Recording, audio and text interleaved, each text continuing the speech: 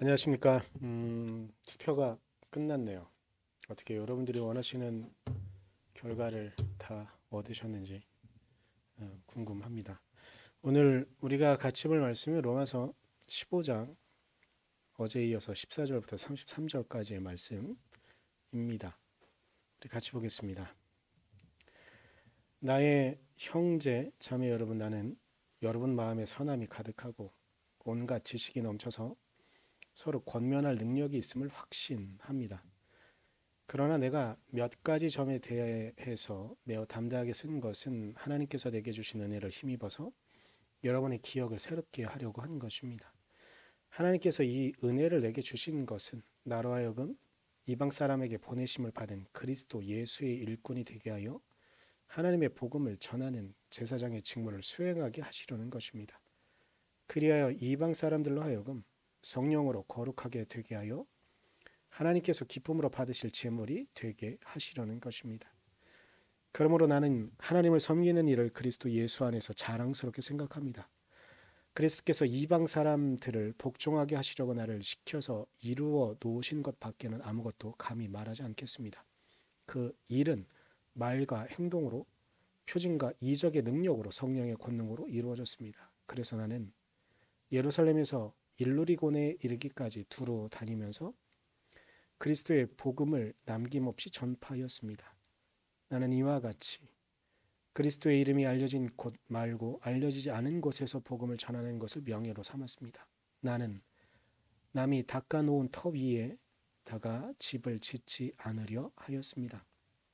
성경에 이렇게 기록한 바, 그의 일을 알지 못하던 사람들이 보게 될 것이요 듣지 못하던 사람들이 깨닫게 될 것이다 한 것과 같습니다. 그래서 내가 여러분에게로 가려고 하였으나 여러 번 길이 막혔습니다. 그러나 이제는 이 지역에서 내가 일해야 할 곳이 더 없습니다.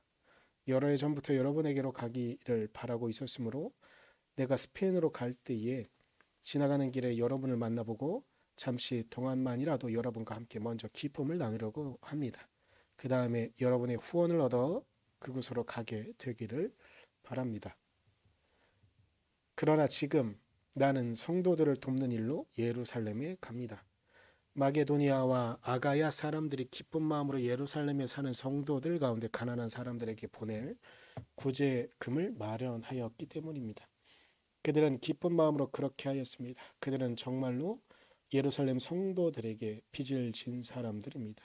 이방 사람들은 그들에게서 신령한 복을 나누어 받았으니 육신의 생활에 필요한 것으로 그들에게 봉사할 의무가 있습니다. 그러므로 나는 이 일을 마치고 그들에게 이 열매를 확실하게 전해준 뒤에 여러분에게 들렀다가 스페인으로 가겠습니다. 내가 여러분에게 갈 때에 그리스도의 충만한 복을 가지고 갈 것으로 압니다. 형제자매 여러분, 내가 우리 주 예수 그리스도를 힘입어서 그리고 성령의 사랑을 힘입어서 여러분에게 부탁합니다. 나도 기도합니다만 여러분도 나를 위하여 하나님께 열심으로 기도해 주십시오. 내가 유대에 있는 믿지 않는 자들에게서 화를 당하지 않도록, 그리고 또 내가 예루살렘으로 가져가는 구제금이 그곳 성도들에게 기쁘게 받아들여지도록 기도해 주십시오. 그래서 내가 하나님의 뜻을 따라 기쁨을 안고 여러분에게로 가서 여러분과 함께 즐겁게 쉴 수 있게 되도록 기도해 주십시오. 평화를 주시는 하나님께서 여러분 모두와 함께 하시기를 빕니다. 아멘. 네. 오늘 우리가 같이 보고 있는 사도 바울의 이야기는요, 권고를 마치고 인사를 하는 단계에 들어서 있는 사도 바울의 이야기를 우리가 볼 수 있는 그런 부분들입니다. 그런데 여기에서 이전까지 사도 바울은 율법, 어찌 보면 윤리적인 권고를 하고 있다면 15장과 16장은 인사를 하는 그런 마무리 부분으로 좀 볼 수가 있는데, 여기에서 사도 바울은 자신의 직분이 어디에 있는지 무엇인지에 대한 이야기를 합니다. 바로 자신은 이방인들을 위해서 하나님께서 불러 세우신 사도라는 것을 그는 분명히 밝히고 있습니다. 16절에서 사도 바울이 나는 지금까지 복음을 알지 못하는 이들을 향해서 나아가고 있고 그렇게 말을 증거하고 있다라고 이야기하고 있는 것이죠. 그래서 자신은 그리스도께서 그렇게 자신을 부르셨음에 대한 확신을 갖고 이야기하고 있는 것인데, 그런데 여기서 자신이 증거한 이야기가 사도 바울 본인의 개인적인 판단과 개인적인 생각만이 아니라는 것을 증거하는 이야기가 18절에 나옵니다. 그래서 사도 바울은 자신이 그리스도께서 명하신 것 외에는 아무것도 감히 말하지 않겠다라고 말하고 있지만, 이것은 더불어서 사도 바울이 말하고 있는 그 이야기들이 그리스도께서 자신에게 말한 것 외에는, 자신에게 증거하라고 말한 것 외에는 지금까지도 증거하지 않았음을, 그래서 앞으로도 나는 그 외의 것들은 말하지 않을 것이다. 즉 자신이 증거하고 있는 이야기는 자신의 이야기가 아니라 그리스도에게 귀납되어지는, 그리스도에게 향하는 이야기라는 것을 이야기하고 있는 것이지요. 그러면서 이어서 사도 바울은 자신이 앞으로 어떻게 갈 것인가에 대한 이야기를 22절 이하로 하는데요. 여러분의 땅끝은 어디입니까? 여러분의 땅끝은 어디입니까? 사도 바울은요, 사도 바울의 땅끝은 어디였는지 오늘 로마서에서 이제 말을 해요. 사도 바울은 예수 그리스도께서 너희는 땅끝과 이론의 증인이라고 말씀하시는 이때에 보통 사람들, 그 중동에 살아갔던, 유대 땅에 살아가던 사람들의 기본적인 인식과 동일하게 말을 하고 있는데, 그 땅끝이 그 당시로서는 바로 스페인이었어요. 그러니까 우리가 보통 생각하면 지중해는 어찌 보면 큰 대양에 비교하면 대서양이나 태평양이나 이런 큰 대양에 비교한다면 그렇게 큰 바다도 아니에요. 그리고 이제 아프리카와 스페인에 접해 있는 지중해 끝무렵을 따져보면 거기가 만이라고 볼 정도로 이렇게 하기 때문에 그렇게 큰 바다는 아니었지만, 이스라엘 백성들에게 그 당시에 중동에 있었던 사람들의 땅끝은 어디였냐면 중국이 아니고 반대편에 있는 스페인이었거든요. 물론 교회 역사를 좀 뒤져보다 보면 특이하게 인도나 이런 지역에서도 복음을 증거한 역사가, 그래서 기독교인들이 실제로 나타나기도 하는 역사가 있긴 하지만, 그럼에도 불구하고 분명한 그들의 땅끝은 스페인이었거든요. 그래서 사도 바울도 22절부터 자신의 마지막 전도 여행의 목적지가 스페인임을 분명히 밝히고 있는 것이죠. 그런데 이 이야기를 23절에서도 또한 밝히고요. 28절엔 이 자세하게 이야기를 하는 거예요. 그러니까 분명히 자신도 로마에 가긴 갈 거예요. 하지만 로마가 최종 목적지가 아니라, 내가 로마에 있는 교인들을, 로마에서 이제 교인들이 생겨났다는 이야기를 들었고 그 성도들에게 편지를 쓰고 있는 과정 중인데, 자신의 목적을 분명히 밝히는 거죠. 나는 로마가 최종 목적지가 아니라 거기에서 물론 당신들을 만날 겁니다. 하지만 나는 최종적으로는 스페인 땅끝에 있는 그들에게 복음을 증거하기 위하여 나는 갈 것입니다라고 말하는 것이죠. 그런데 30절 이하부터 사도 바울은 마지막 인사를 하며 부탁하는 것들이 있습니다. 저는 오늘 이 말씀이 오늘 우리가 저에게 가장 크게 다가왔던 말씀이어서 이 말씀을 중심으로 삼고 싶은데요. 30절에 사도 바울은 이렇게 이야기합니다. 형제자매 여러분, 내가 우리 주 예수 그리스도를 힘입어서, 그리고 성령의 사랑을 힘입어서 여러분에게 부탁합니다. 부탁하는 내용은 이것입니다. 나는 기도합니다만, 나도 기도합니다만, 그러니까 당신들을 위해서 기도한다는 말이겠죠. 여러분도 나를 위하여 하나님께 열심히 기도해 주십시오 라고 부탁합니다. 보통 우리가 생각할 때 사도 바울은 되게 위대한 사람처럼만 생각합니다. 막연하게 그의 한 일과 그가 이룩했던 놀라운 일들을 바라보며 그가 얼마나 위대한 사람이었는가를 떠올리죠. 특별히 우리 개신교는 이게 특이한 부분인데, 카톨릭은 구교는 바울보다는 베드로가 중심이거든요.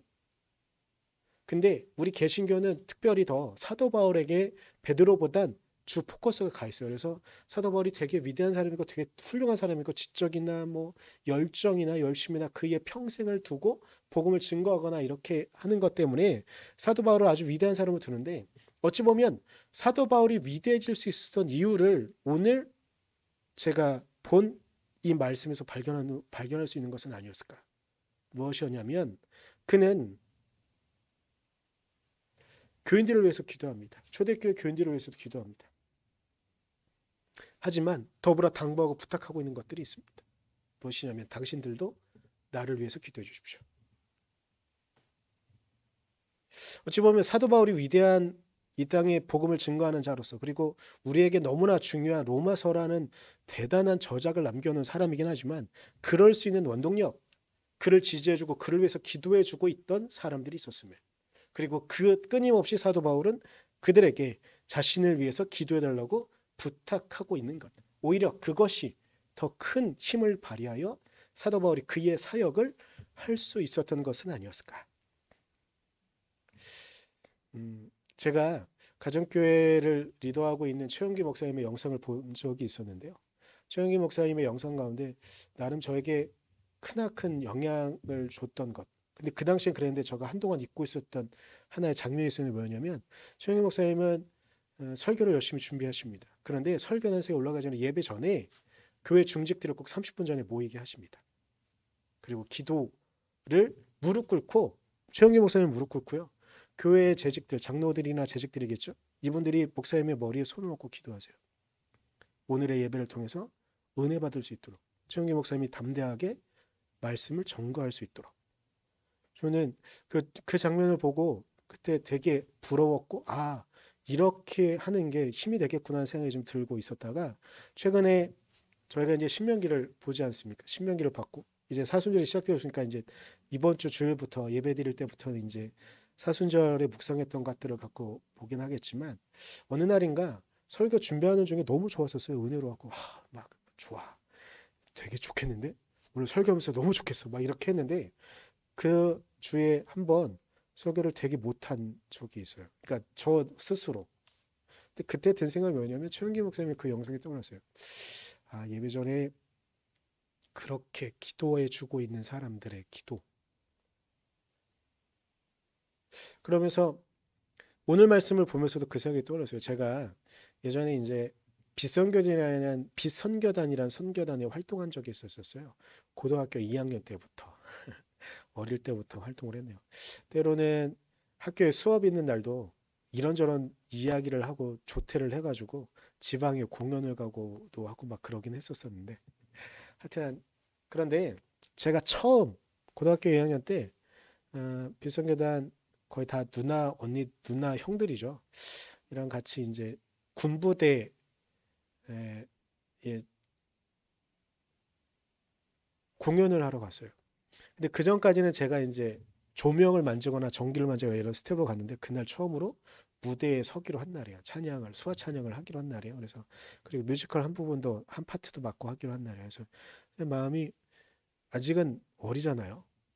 그래서 이제 그 교회, 그 숭일교회 안에 있는 게 비선교단이었는데, 같은 또래 친구에게 가기 이틀 전에, 그러니까 금요 기도회 때 주일날이 공연이었고, 친구에게 부탁을 좀 했어요. 내가 우리 선교단에서 처음으로 이제 무대에 서서 하는데 솔직히 처음이라 마음이 떨린다.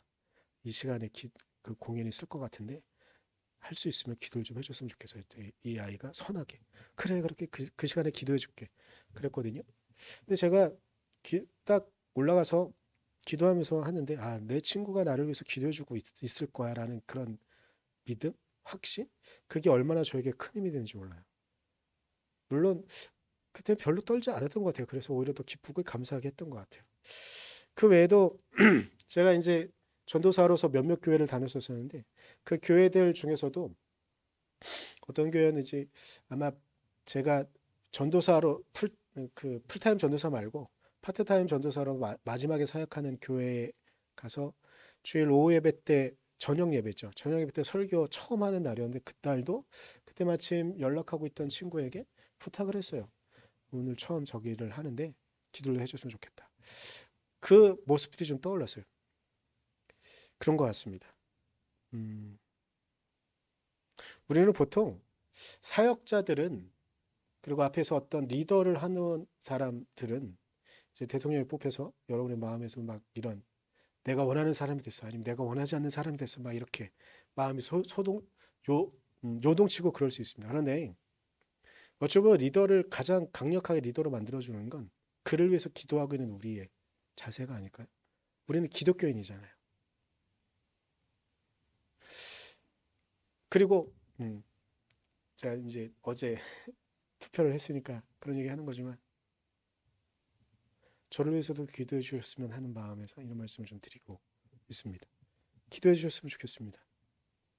그리고 우리 교회 나오지 않는 분들이 혹시 이 영상을 보신다면 여러분들의 교회 목사님을 위해서 기도해 주셨으면 좋겠습니다.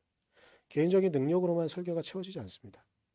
그런 것 같습니다. 정말 그런 것 같습니다. 성도들의 기도와 성도들이 기대하고 있는 그 아멘 소리 하나하나에 목사들은 그날의 설교가 더욱더 잘 될 수도 있고 준비한 것의 100분의 1도 못할 수도 있습니다.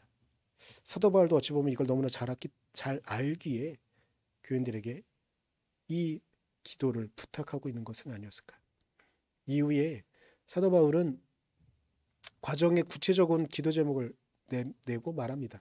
무엇이냐면 구제 헌금을 내가 갖고 가는데 가정 가운데 문제가 없이 그들에게 잘 전달할 수 있도록 기도하라고 부탁하고 있는 것이지만 사도 바울이 기도를 부탁하는 것이 단순히 그것만이겠습니까? 이 편지를 바라보는 이들이 사도 바울이 그 하나만을 갖고서 그들이 기도했겠습니까? 결국 사도 바울이 그의 사역을 이루어낼 수 있었던 이유도 또한 그의 편지를 보며 그의 사역을 보며 그를 위해 기도했던 초대교회 교인들의 기도가 사도 바울을 만든 것은 아닐까. 그래서 다시 한번 부탁드립니다. 저를 위해서도 기도해 주십시오. 그리고 저도 또한 여러분을 위해서 기도하겠습니다. 기도하겠습니다. 주님, 우리가 주님 은혜 안에 주님 말씀 안에 나아가길 간절히 소망하니 우리의 삶이 우리의 인생이 하나님 은혜 안에 있게 하시고 하나님 말씀 안에 있게 하셔서 우리의 삶과 우리의 삶의 모든 순간들을 이끄시는 하나님의 은혜에 따라 하나님의 은혜를 따라 나아갈 때 우리가 서로를 위해 기도하게 해 주십시오. 우리를 위해 중보하시는 예수 그리스도의 힘을 빌어 우리가 서로에게 힘이 되어주기 위하여 서로 기도할 수 있도록 그 위대해 보였던 사도 바울도 기도를 부탁하고 있는 것처럼 우리도 우리 주변에 있는 이들에게 기도를 부탁하게 하시고 또한 우리 주변에 있는 사람들의 상황을 살피며 같이 기도할 수 있도록 주님 우리를 이끌어 주시고 우리를 붙잡아 주십시오. 오늘 하루도 우리가 주님 은혜 안에 살기를 간절히 소망하며 감사드리며 예수님의 이름으로 기도드렸습니다. 아멘.